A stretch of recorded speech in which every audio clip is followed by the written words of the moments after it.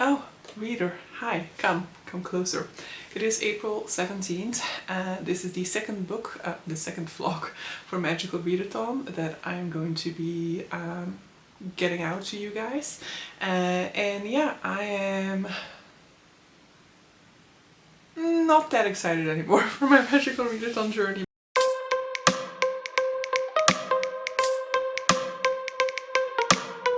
Because if you've watched the first half of this vlog, and you know that I realized that I'd made a mistake in my interpretation of the higher calling system. So for the higher calling you have to reach a certain page count every semester, or like across the years per semester. And so once you get to that page count, if that takes you 2 years, 3 years, 4 years, just in the 1 year, whatever, then you have completed the requirement for that higher calling. And so if you complete the requirements for both semesters, then you basically have reached it. I have a little bit of a reduction on that page count because of the original calling that I've completed. So I have to make 4,500 pages in the April equinox, and then I have to do 5,000 I think in the autumn equinox. And for the selection of your books you basically get 3 prompts per higher calling and then 2 complementary classes. And it had been my understanding that you could take these complementary classes unlimitedly, that basically they were just like you're doing reading for those particular classes, and so whatever you want to read for it you can do that. But apparently you can only take each complementary class one, because it's basically like actually taking the complementary class, and of course you cannot take a class 3 times within a semester. It's only scheduled to be there once basically.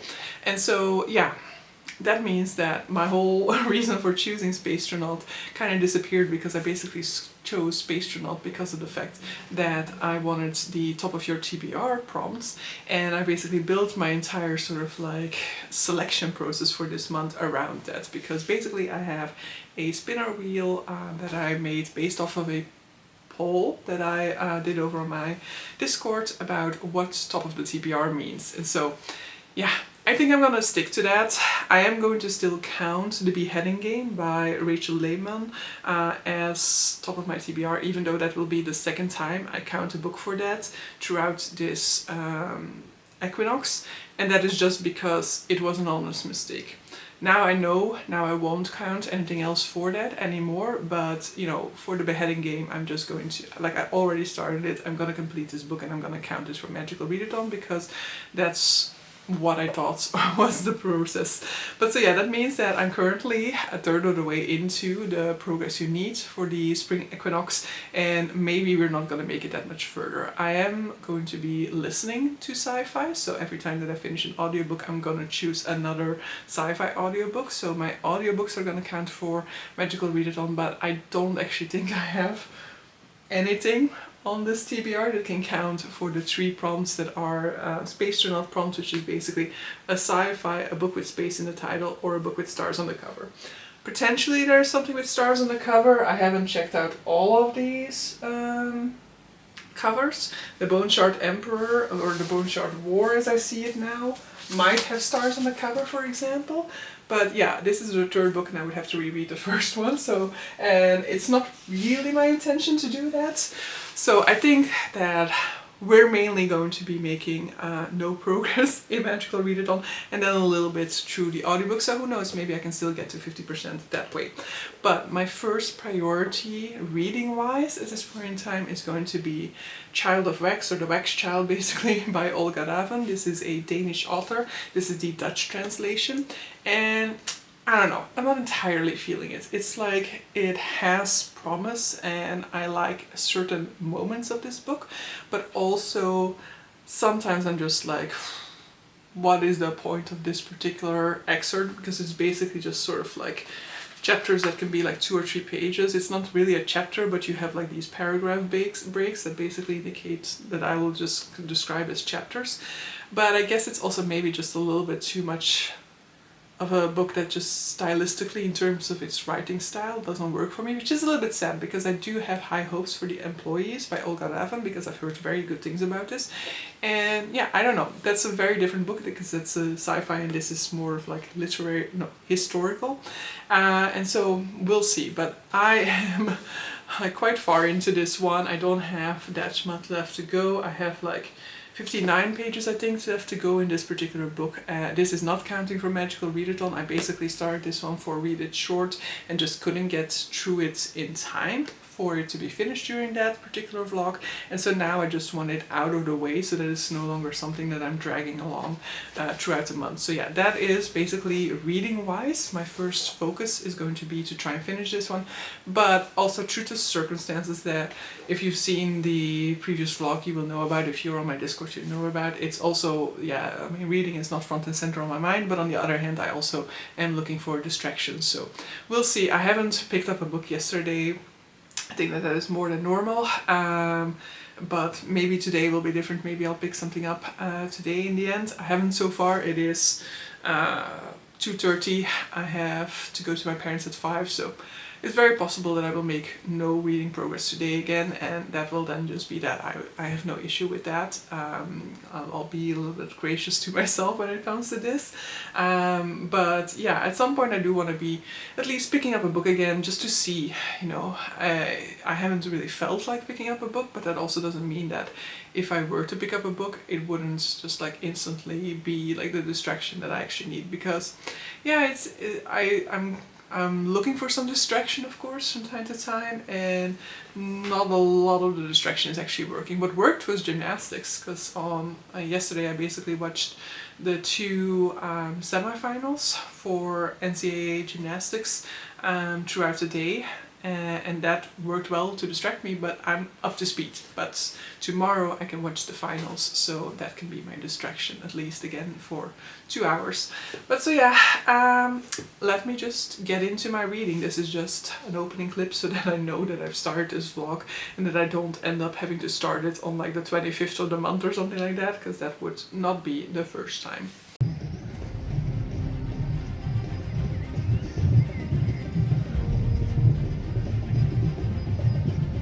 We will see the score is coming in.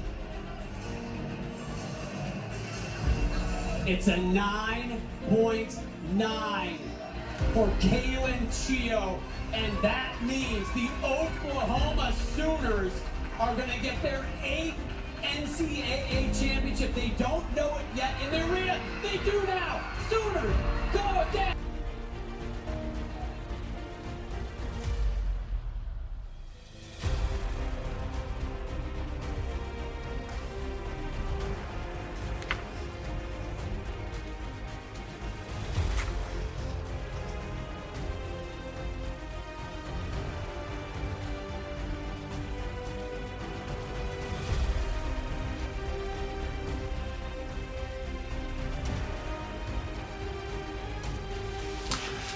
Hello. So if you hear some like cheering in the background, then that is just because the marathon is passing through right here. Now the biggest groups I think have already passed through, but occasionally there's still somebody passing through. Now you might hear some cheering in the background, but hey, in about like, I don't know, not that long, very shortly the half marathon will start, so I guess we'll just be stuck in the same situation then potentially. So I have to film at some point, okay? So yesterday I finished the book, so I finished The Wax Child by Olga Ravn. This book does not make it into my Magical Readathon story at all. It was just a book that I started for Read It Short, and unfortunately I didn't love it. That makes me worried about The Employees by Olga Ravn, which I have high hopes for, and originally I was like, yeah, maybe I want to read that one first, but yeah, I bought this one now, so I might as well. But I definitely in my mind did not plan to dislike this one. So this is a historical book that is looking at Denmark in the Renaissance period, and looking at an allegation of witchcraft towards a few women within this small town, and it's told through the perspective of a wax doll that was made by one of these women. And yeah, it's just too little story and too much going around it, because And many times I'm just like, what is happening? What is this particular passage doing?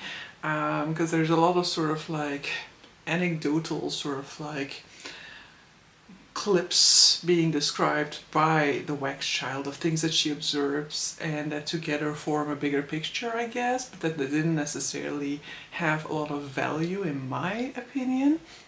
I enjoyed the beginning of this book when we were kind of seeing these women come together, these women practicing their witchcraft, so to speak. I mean, their witchcraft isn't really witchcraft, it's just female wisdom and sort of like the folklore beliefs that have been passed down through generations of what helps out in certain circumstances. And basically it is actually female jealousy that leads to their downfall, I guess, because the sister, I believe, or maybe it's not a sister, but like a friend of one of the women who's accused of witchcraft, she basically at some point starts to believe that she has been like jealous of her, and that is the reason why she has had such ill luck when it comes to her life. And so she accuses her friend of witchcraft, and most of the book goes into the allegations and the trials and stuff like that, but also it's not like that's the focus of it.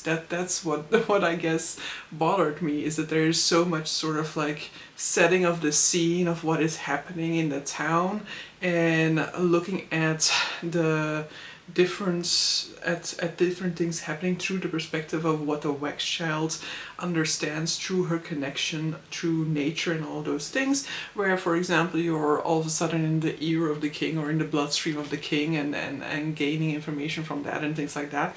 And I don't know, it was just too weird for me. Not necessarily too weird, it's not weird, it's just like, why are we saying these types of things? What is the benefit of this?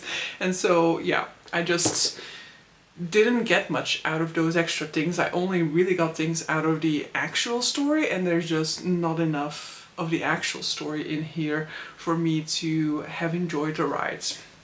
And that meant that it also took me quite a while to get through this, even though this is under 200 pages. Like, I was just like, how can I not get through this any quicker? Especially since quite a lot of those pages aren't even full pages. But yeah, it just really wasn't working for me, and so that's very unfortunate.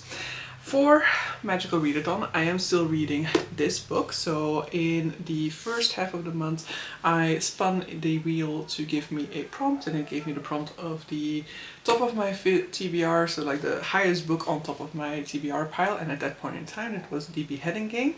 So I'm gonna try and make some more progress in this today. I had really enjoyed the start of it, but then I just like prioritized my other reads so that this one just kind of fell a little bit behind, and then the last few days I just haven't really been feeling like reading. So I'm gonna try and start this one to I'm gonna try and start out my day by going back into this one. Hopefully it like recaptures my interest immediately and I can just kind of make quite some progress through that one. And then physically I'm listening to The Dream Hotel by Laila Lalami. That one I will kind of finish the chapter that I was listening to, because this morning I went out for a walk, because for my Garmin badge system, which I am very excited about following all the time. For that I had to walk 5k this weekend, and it's Sunday, so I still had to do it this morning. So I started off doing my 5k walk. I knew that the marathon was going to start, and when I was in bed I was like, oh, the marathon is already going to start at like 9 o'clock, and it was like after 8 at that point in time. Like, I'm not going to make it back in time before the start of the marathon. But it was my understanding that this was sort of like the final stretch of the marathon, so if I just like started right around that time, I would be like back half an hour into the marathon, in which case nobody would be here, right? Well, apparently the marathon goes like through the city center in the first loop, and then it has a longer loop the second time around in order for them to kind of end up here again. So yes, these are like kilometers 38 and whatever of the marathon, but they're also one of the earliest kilometers. So basically when I got back to my place, it was 5 kilometers, right on the dot almost, but I was stuck on the wrong side of the road. And when I was passing through, I was like passing through around the time of the pacers for the 4-hour marathon pace. So it was a big group. There were a lot of people in that section of the marathon, and it did not look like I was going to be able to pass through at any time because there were just too many people there. So in the end I was like, okay, fine, I wanted to go to the bakery. I wanted to go to that bakery, but let me go to another bakery. When I went to that bakery, it turned out that they were closed. Which bakery is closed on a Sunday, but okay. And then I was like, okay, I'll go to the station, go to the bakery there, which was a success. And then I kind of hoped that I could kind of go underneath the station to get through the other side of the marathon. But apparently there's no like exit of the parking lot on that side of the marathon. So I still had to keep on following the marathon basically. And luckily a guy there gave me kind of like the tip that there was like, you know, like a water fueling station a little bit further ahead on the route, and he was like, behind that you'll probably be able to cross because a lot more of the runners will start to walk in order to like drink their water and not like choke while they're running. And so indeed I was able to cross to the other side of the road at that point in time, so that I was finally again on the right side of the road in order for me to be able to get to my place. But that still meant that I had to do like quite a detour at that point still to get to my place, because yeah, I could of course cross over, but then I was would have been on the wrong side again. Though by the time that I got back to my street, it didn't even matter anymore, because then like all the people for the marathon and the 10K who had started together, they had already passed through basically, and so the street was empty again. So I was like, yeah, okay, why did I make this big detour? But I made that big detour, I guess, to have, you know, a sweet breakfast. So yeah. I don't know what the point of this story was anymore. I listened to my audiobook during that.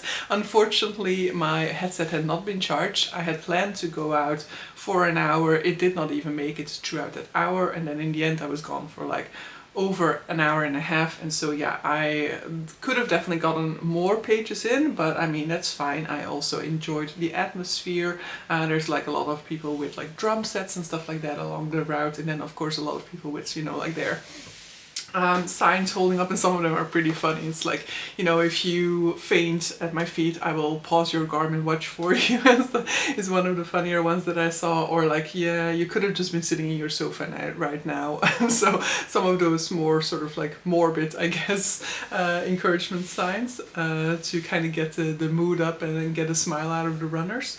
But yeah, I am not going to do much in that book. I think today is just going to be finishing that chapter, because as I said, my headsets died along the way, so I stopped like in the middle of a chapter.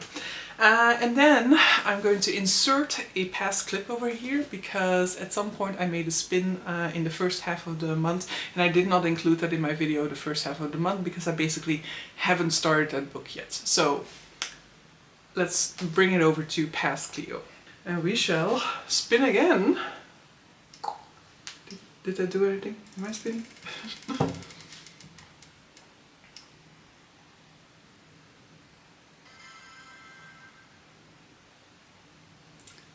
Physical, of course. So that is where the really short crowd will hop out.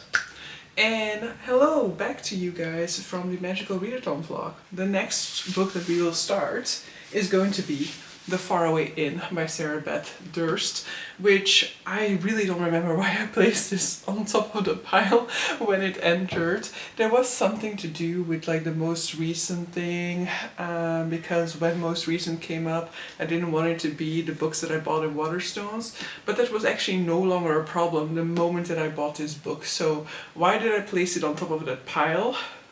Because now, of course, it just means that I have to read this one, whereas otherwise I would have been that much closer to the two books that I really want to get to. But okay, this is a under 400 page cozy fantasy. I am hoping that it's going to go quite smoothly in terms of the reading experience.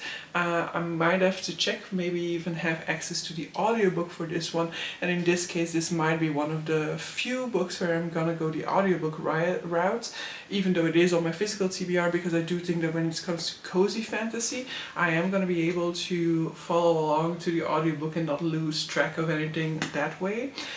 So that might actually end up happening, but I don't actually have any intention to pick this book up yet. I'm going to have to finish the Ashfire King first and the Beheading Game, or at least get further into the Beheading Game before I'm going to be picking up this particular book. So great job. Now, so I have yet to start this book, and I actually think that I'm kind of in the mood to hopefully binge this book. So it's already pretty late in the day. It's already 2 o'clock or close to it. It's 3 minutes to 2 at this point in time. So yeah, I don't think we can finish this book in one day. It is under 400 pages, but still it's like 370 pages long. So it would be quite a big chunk to get through in one day.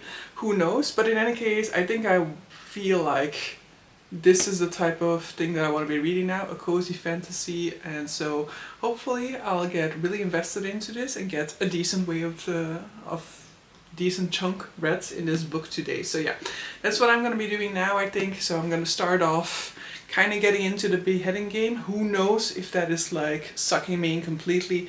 I might just continue with the Beheading Game and not yet start the Faraway Inn, but I think I might really want to focus on the Faraway Inn today, and then, you know, we're reading 3 books at the same time again at that point in time. I kind of am, you know, like inching, whatever. I'm very excited to do my next spin. I still have 7 prompts left on that spinner wheel. It is now clear that we are not going to be completing the spinner wheel throughout this month. And I'm just like, what are you still going to give me? I want these next 2 books, okay? There are many opportunities for me to do that, because basically out of the 7 things that are left on that spinner wheel, 5 of those 7 things can make me choose these 2 books. It's just the remaining 2 where I have no control over the book. The criteria is longest on the TBR, so there are 2 clear books for that, because I hold statistics for everything on that TBR. I know what the 2 longest books on the TBR are, so if those pop up, then we might be in a problem, because yeah, I mean, honestly, I guess I thought I was going to be making more progress in the month of April, so who knows how many more books I can finish, because, you know, it isn't like I'm starting now immediately with the spin. I still would like to finish at least one of these 2 before I'm going to do another spin. So maybe I don't even have more than 2 further spins in me for the remainder of the month. And then it is possible that these 2 are not gonna get read. So yeah, this is just a teaser for later in the vlog, because I'm not gonna spin now, but I'm very tempted. I'm so tempted to know. But I'm gonna hold off, because if I now spin, then by the time that I get to pick up that book, I'll already feel the need to spin again. So I'm just gonna be spinning ahead of time the entire time, and that's not how I want to be doing it. I want to be spinning in the moment that I can actually pick up those books. So yeah, we are going to be trying to get through as many pages as we still can today in these 2 books, hoping that that means that I'll get to spin sooner rather than later. It is Tuesday, the 22nd of April, and yeah, I am still not done with any of the books that I was previously mentioning, but I am getting super close to finishing The Dream Hotel by Laila Lalami, and I actually don't think that I've really talked about this book yet to you guys. So The Dream Hotel is a book that's basically looking at, it reminds me a lot of The Handmaid's Tale, because it also looks at basically trapping women in a certain situation that isn't really the same as really them being prisoners, or it's not sold in that way, but it basically comes down to more or less the same thing, because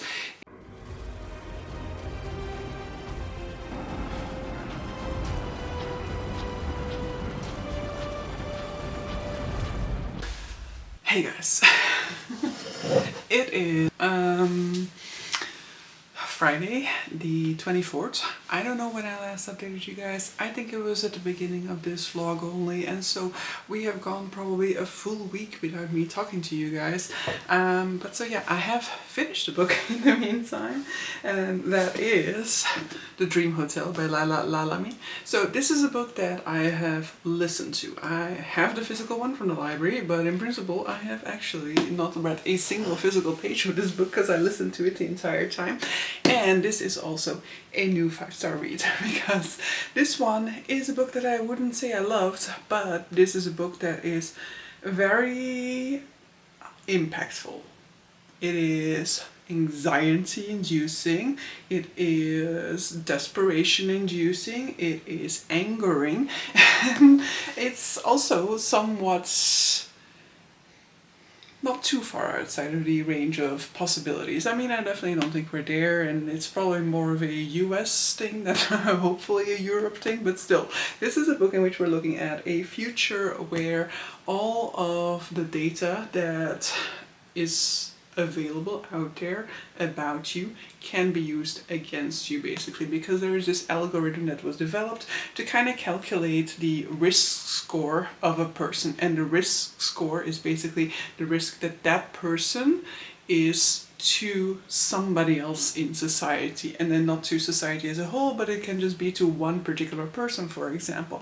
And if that risk score becomes too high, then you are basically placed in this sort of like institution that is supposed to keep you until your risk score can be individually reassessed, and then you can be released if it is determined that, you know, like there isn't high enough risk, or that, you know, like the algorithm interpreted your data a little bit too strictly and that there's enough redeeming factors to release you. Or it can be determined that you should go to a permanent facility, I guess, though I actually don't know whether that is the case or not, because you haven't actually committed a crime. It's just that your risk of committing a crime is higher than people would like. And so this system has been brought into life in order to reduce crime rate, and it was basically kind of imposed, or like more widely put into action after a sort of like big event took place in this world where like a lot of people got killed. And so as a consequence, people were more willing to vote these extreme measures into being. A compounding factor to this is the fact that there is also this technology that has been developed, for example, that can help you capture your dreams, and it is sort of like a benefit to the person who implants this because it allows them to need way less sleep.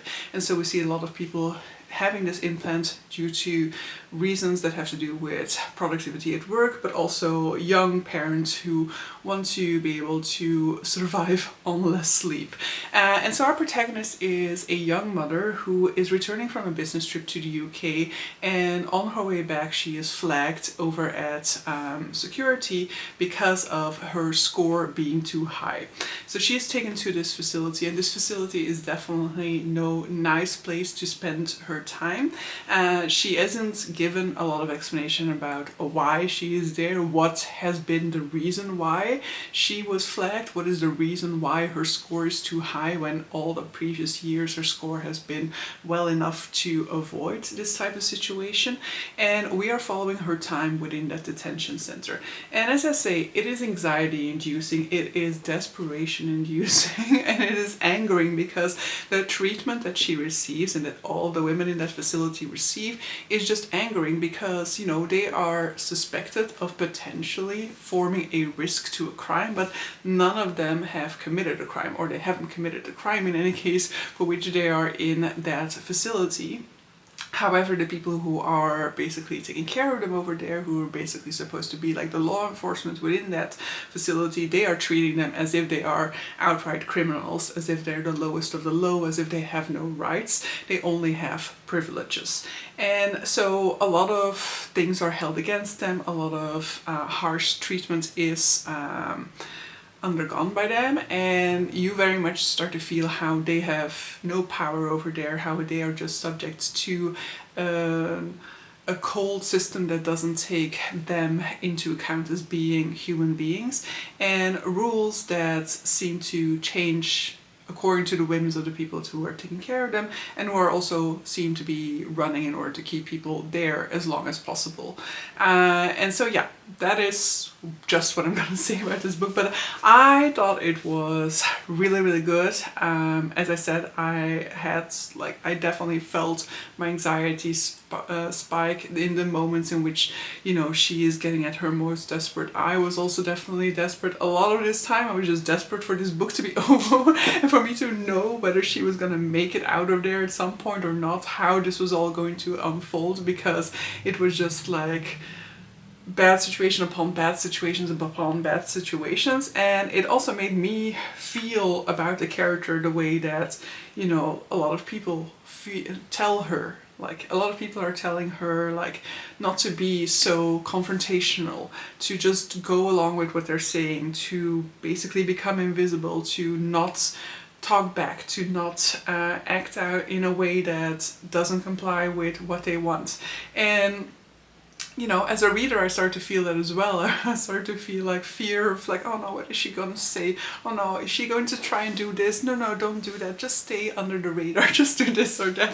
Whereas, of course, the fact that there are people who are going against this, who fight back, is a good thing, of course, because the system that we are seeing here is a system that is just built upon injustices, and a system that is built as a way to basically just commodify these people, because yes, they're put into these facilities to kind of mitigate the risk to the general populace. However, in the facility, they don't have access to their normal monetary accounts. They are given sort of like a local currency that is only valid within this particular facility, and they have to work in order to earn more of this currency. Like, their family can give them some money, but they also can work in order to get more of this money. So the facility is basically earning out of them twicefold, because they are earning through their labor, because some of the labor is just like keeping the place running, but some of it is also just assignments that they are taking for other companies who don't have the resources, and so they hire these people to test out certain programs, for example. And so the facility undergoes these contracts with outside companies in order to deliver a certain service, and it's the inmates who are actually, you know, performing the service, and they're not really paid. They're paid in sort of like this fake currency, and this fake currency they then use to buy more products, and if they buy more products, of course they need more funds. So it's basically a sort of like free labor scheme that this company has going on. While then also, of course, having outside people invest people just by putting money into the accounts of the people who are living there. So it is, a lot of this is very interesting, but anger-inducing. And I will say that any book that makes me feel this strongly is a book that definitely is 5-star potential. And yeah, even though the ending also made me like spiked my anxiety level, I also very much love it. So that's what I'm going to say about that one. I am also still listening to The Faraway Inn by Sarah Beth Durst, which I haven't talked about yet. It is a book that was chosen because of a spin that I have normally inserted at some point within this video already. This is a book about a woman who basically goes to her aunt's inn. She hasn't seen her aunt in over a decade, but her mothers have basically kind of steered her towards this inn, like, you know, you're in the summer between high school and college. It would be a great opportunity for you to just spend the summer over at the inn helping your aunt out before you make a decision on sort of like what colleges you'll be applying to. So it's probably the year before. Not the year between college, high school and college, but the year before that. And so she goes over to this inn. However, the inn is looking nothing like she remembers. It's very much dilapidated. She kind of falls through a porch on her way in, and her aunt's turns out not to be aware of the fact that she's coming and not to welcome her presence at all. So she is battling both the diminished circumstances of the inn and an unwilling aunt in order to try and restore this place to its former glory. However, there's also a lot of weird things happening in the inn and with the people who are inhabiting the inn. Her aunt is always just like, the first rule is don't ask any questions, don't open any doors, don't do anything that you're not supposed to do. But our protagonist definitely is a curious person who is definitely going to go on a little bit of a search. I'm enjoying this one. It's nothing special, but it's just a nice little cozy fantasy to go through. I don't expect it to do anything further later on that's going to change my mind about it, but I'm also enjoying my time with it. And then I am also still reading The Beheading Game. It's not like I'm not enjoying it, I'm just really not moving forward with it. But now I was just like, okay, I know that I said that I wanted to finish something more before I was going to do another spin. It's time, guys. It's been another week. I still haven't been able to do another spin. I want to do a spin, and I think it is actually the perfect time for it as well, because this weekend is one of the Climate Challenge weekends that is hosted by Barbora from the channel Bookworm Wonder. So this weekend I haven't officially set any goals for myself or anything like that, but I definitely want to make some progress when it comes to both filming and editing, because I don't have any videos planned, or like I do have videos planned, I just don't have anything filmed or edited yet, and actual reading time. So I want to know what I'm going to be reading for this particular vlog next. I am 2/3 of the way into the last book I talked to you guys about, not the Beheading Game, so not the last one. The last one I showed, The Faraway Inn. So that will be done at some point. Maybe not throughout the weekend. It's not my priority because it is a audiobook, but it's probably the easiest one to finish, and so probably the one that is more likely to be finished this weekend. But yeah, let's do another spin because I need to know, guys. So let's put it up for you guys.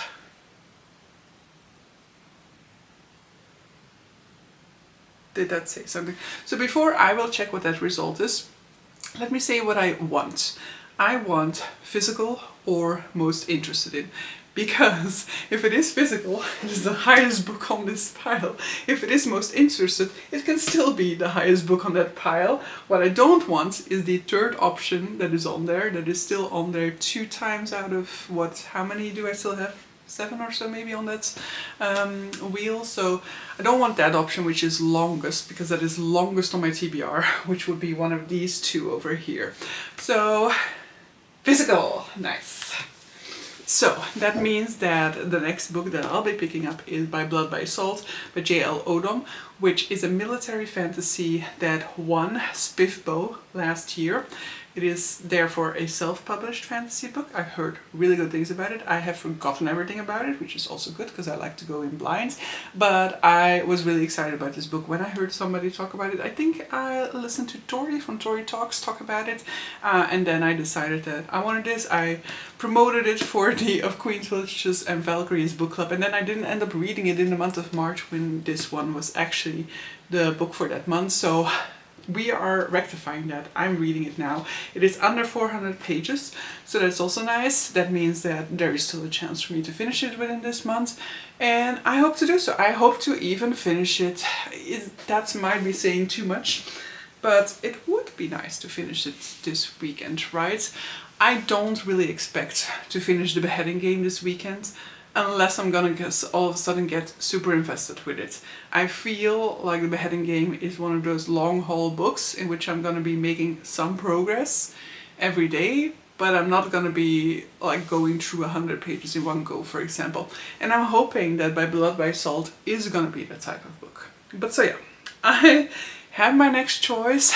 It is 5:15, and at 5:15, there's a movie starting in the cinema that I want to see. So it's time for me to get the hell out of here, and so meet up with you guys when I actually have further reading progress to talk about.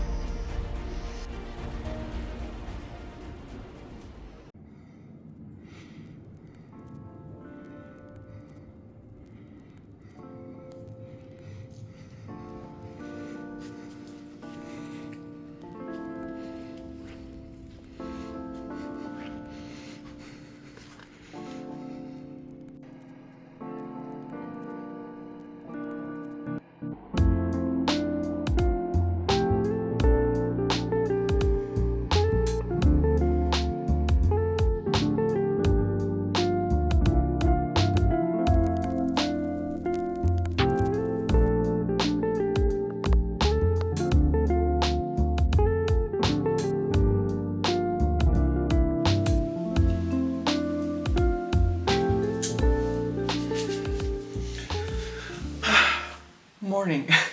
It is Sunday morning, and I have finished a book yesterday. So I finished The Faraway Inn by Sarah Beth Durst. Now, I will say that I don't necessarily think that there's much special about this particular book. It is a cozy fantasy and I enjoyed it, but I did enjoy it, so it is one that I would recommend in case you're a fan of cozy fantasy.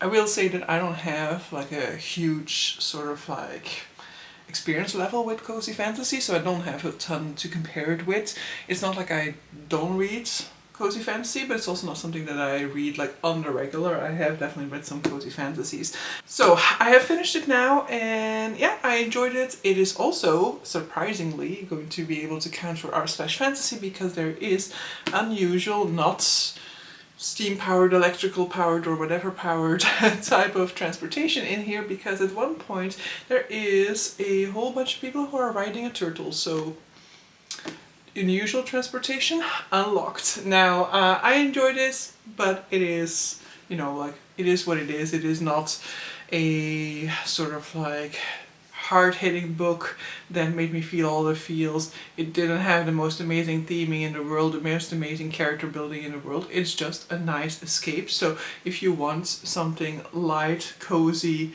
to take your mind off of the woes of the world type of book, go for it. Which means that currently I am still reading two books. I'm reading The Beheading Game and I'm reading By Blood by Salt by J.L. Oslom. I'm not entirely sure. I have started this final book yesterday and I'm enjoying it so far. I'm close to 100 pages in, so I'm about to to take over my progress in The Beheading Game today in this By Blood by Salt. I'm gonna get further into it than I am in The Beheading Game, even though I've been reading The Beheading Game since the beginning of the month. But clearly The Beheading Game is just not really doing it for me. I wouldn't necessarily say that I'm disliking it, it's just that, I don't know, I expected it to be more of a forward-facing book, whereas most of the content is sort of like reflection on what came before Anne Boleyn's beheading. And I'm like, yeah, I've seen a lot and I've read quite a few books that like deal with this, and I would just like to see where we're going with this, sort of like where we're going with Anne after she has died and had her head chopped off, you know, what type of a storyline we're going towards. And yeah, it seems like we're just stuck a little bit too much in the past for my enjoyment of it so far. But so yeah, I'll talk about By Blood by Salt at some later time, but it's time to do another spin. I don't actually think it's time to do another spin, but I want to do quite a lot of cleanup today, I feel like, because, you know, I looked at my kitchen last night and I was like, oh my god, this definitely needs to be tackled today. And so yeah, I'm going to have to get an audiobook for that. And so I want to see, I do have an audiobook for one book on my TBR, and so I want to see if I can put that book in today. I did realize that I kind of sort of like, I gave myself loaded dice, to say it like that. Your dice are loaded! What? You gave me loaded dice? He gave me loaded dice! You know, I kind of made this wheel in my favor last time because I forgot to remove one thing that had been previously rolled. And so it was, the odds were even more stacked against the longest on my TBR. I've rectified the situation. There's now a 1/3 possibility that I'm gonna get longest on my TBR, which in principle isn't the worst thing neither, because I do also have that on audio, but I would just love to start the other book. But so, let's see.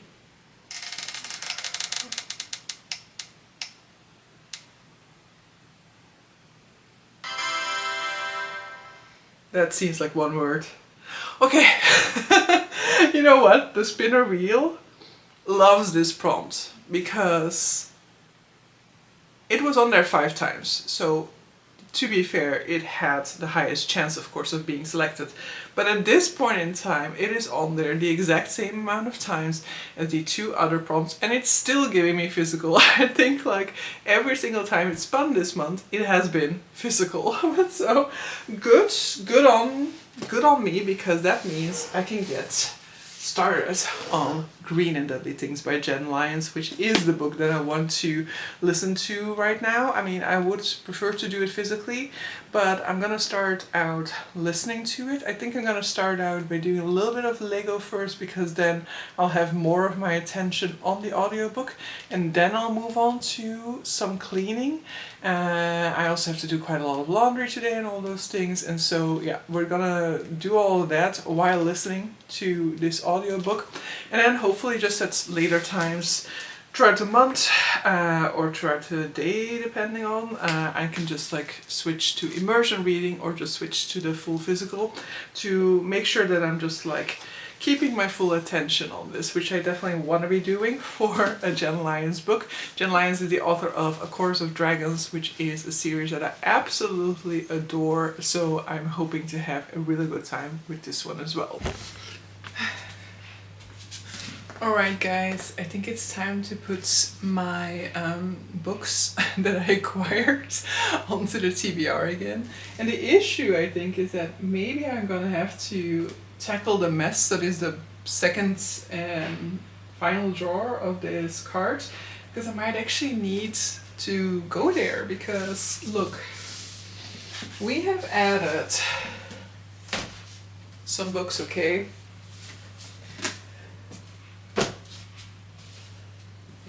That's it, but this is a whole pile on top of a pile. And also somehow probably makes it look worse than if I were to just get this second layer properly sorted, right? So it's just books that I've already read, but I still need to talk about, right? Except for The Architect's Apprentice, I read in February, so I've already talked about. So that can go into my, what do I call that? Bookcase. The Witcher, I still need to take pictures of so that I can sell it on Vinted. This is a library book, so I can go back to the library. And then The Magician, yeah, I still have to continue this series, so that's why it's lying there, I guess. But these are some inserts from Illumicrate books. It's just that I have a whole lot of junk lying in that second level, including a book that's also for Vinted that I have actually already put on Vinted. So can I even use that second level to its full potential? Maybe I can just put some paperbacks over there. Okay.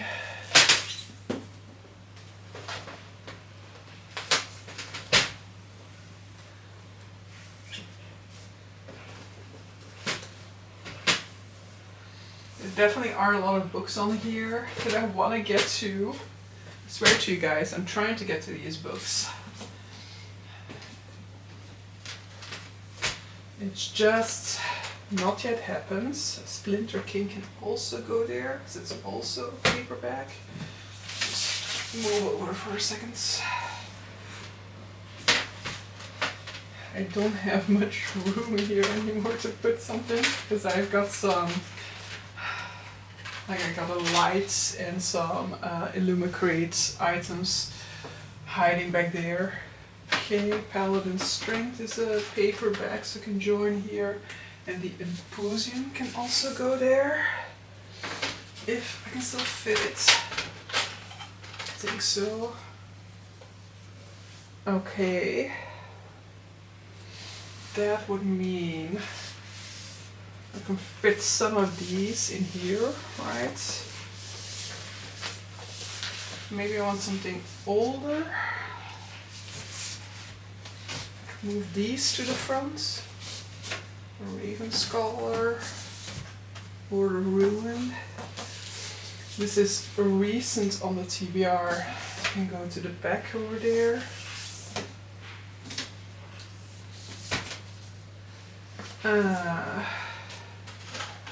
The new Fondali can go to level 2. She is the most recent book on my TBR, though it's definitely, hopefully, not going to be the last one of this card for me to tackle. There's another paperback here that can go down, and then I think we filled up the second level. And this is gonna be too thick for me to fit there, or what? Let me see if I can work some stuff out. If I place this one over here. Do I have room for the... Yay! Nice. So, 2 levels now. You can see the top of the second one, but that's looking better. It does create the idea that this whole card is full, because at the bottom I basically have some books that I just need to bring to the secondhand bookstore because I'm not gonna keep them. So yeah, it now looks as if these are part of my TBR, which isn't the case. But then again, nobody sees this card except for me and you guys basically only see the top of it, so who cares? But so yes, I definitely need to tackle this TBR. I have been tackling it, but a lot of stuff has been added to it. I definitely want my months of May and June to be light on the acquisitions. As far as I'm aware, all I'm really expecting is in May, I'm expecting 1 further pre-order to come in, and I'm expecting a SFF book from the Broken Binding subscription. And then in June, I'm expecting a SFF book from the Broken Binding subscription. So there are basically 3 books that will come in those 2 months, and I should keep it at that, right? That should be what I do. That's what I want to do, basically. So if I can just work on the books that I have here in those 2 months, only having 3 more things come in, it should be doable for me to, like, I don't know, make some dent in it. I make no promises as to how much. There's currently, like, what, 20, I'm reading 3, so 26 on here. And this is basically what I expect my TBR to be at the start of the month of May.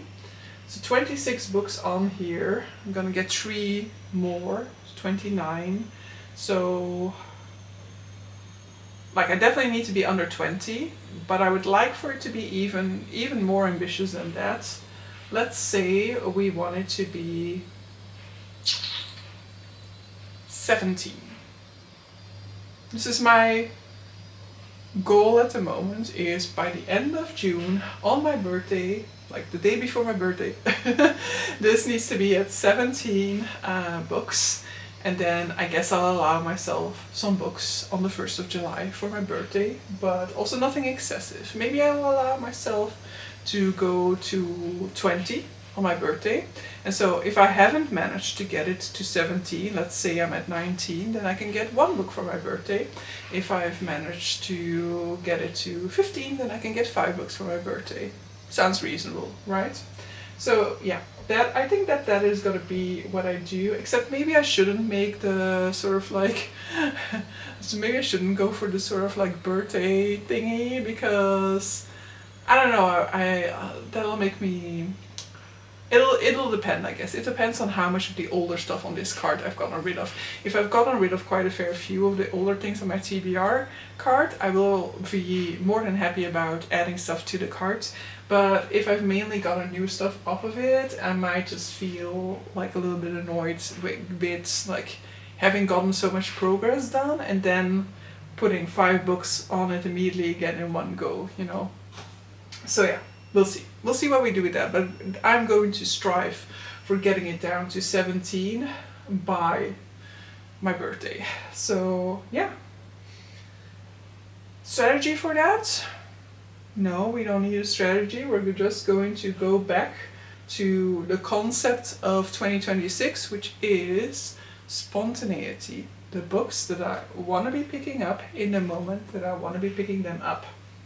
Though I would not mind prioritizing this series and finishing out this series finally. So that would be 5 of some of the oldest books on my TBR. That would be very nice to get rid of them in those upcoming 2 months.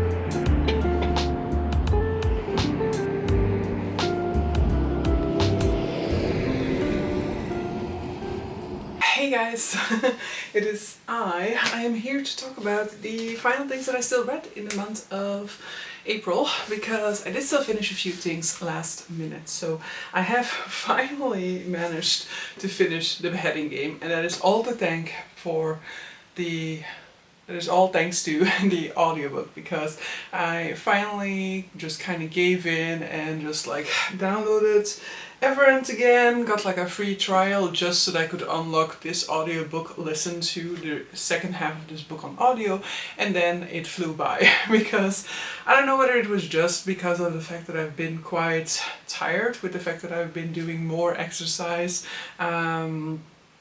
and that was the reason for it, but I just was always so tired when I was reading this book physically, and so I would fall asleep quite soon into it.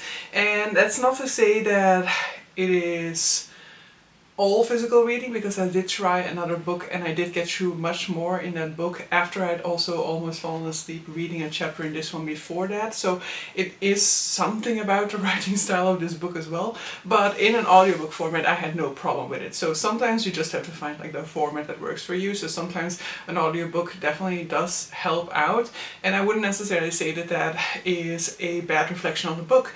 But in this case I would say like my rating in the end will be like a 2.75 or something like that, and that is mainly due to the fact that I was hoping for something else from this book. I was hoping for this book to look more to the future and be more sort of like a reimagining of the story of Anne Boleyn and kind of reshaping the future of the British history from the point of her execution onwards, and this book ended up being much more retrospective. Of course, most things that we know about Anne Boleyn are of course about before her beheading, because there is no story after her beheading, and so this book just ended up digging way more into historical facts about Anne Boleyn than it ended up speculating about what Anne Boleyn would have done if she would have woken up after her beheading. So that is what kind of drew me into the story. That is what I was mainly hooked on, and the moments that flew by the most is when we did start towards the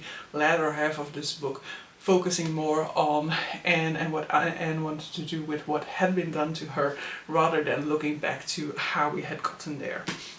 So, the other thing that I then also still finished is Green and Deadly Things by Jen Lyons. This is a fantasy book. I don't think I've actually talked to you about it in this vlog yet. So this is a fantasy book in which we are looking at a boy called Matthias, who is basically part of this sort of like cult, I wouldn't call it a cult, this group of knights, this society of knights, and so he is basically an apprentice, but he is well beyond the age in which an apprentice normally graduates to a full-fledged member. However, the way to do that is to manifest your weapon, and Matthias has never been able to do so. However, he does have a affinity with magic, but he also has this strange sort of like plant magic, a plant magic that looks very much like the plant magic that is basically threatening some people within the society at this point in time, and so he basically is trying to hide this from the people in this society. He does uncover some sort of a secret that leads to the resurrection of what is potentially a Dark Lord, let's refer to it. I've actually forgotten what the name was for it, but it's basically a sort of a Grim Lord maybe. Basically somebody who is resurrecting people from the dead, and so he ends up finding the way through her sanctuary, let's say, and accidentally waking her up, and so now he is on the run together with her. I like this one, but I will definitely say that this is sort of like, you know, it's just a fun adventure fantasy. it is not necessarily anything more than that. So I definitely had a good time with this. I enjoyed my time with it. I enjoyed the characters, the interactions, the adventures that we went on with it. But it's also like, it's nothing more than that neither. It's just a light, fun fantasy adventure. But also pick this up whenever you're in the mood for something like that. But just don't go into it expecting like amazing character work, amazing themes or anything like that, like a heartbreaking story or a plot that is so mind-blowing that at the end you're gonna be like, whoa, brilliant. It is just doing fun things throughout. It is just a fun time overall. And so I think that that's more or less what I read. Did I have an audiobook that I also still finished? I feel like I did, right? But I also cannot think of it because I did start The Beheading Game as my main audiobook, and then I also had Green and Deadly Things as an audiobook. So actually I might not have had another audiobook to talk to you guys about. I think that this is more or less what I've read throughout this month. I feel like I have definitely in the second half not vlogged the way that I would have liked to have vlogged, but yeah, that is that, I guess. We will now have to try and make something off of the footage that I did manage to gather. And yeah, I'll just talk to you guys over in my next video and in my April wrap up. If I've forgotten any book here, then you will find it out about it in there. But so yeah, I hope you guys enjoyed this video and see you guys for the next one. Bye!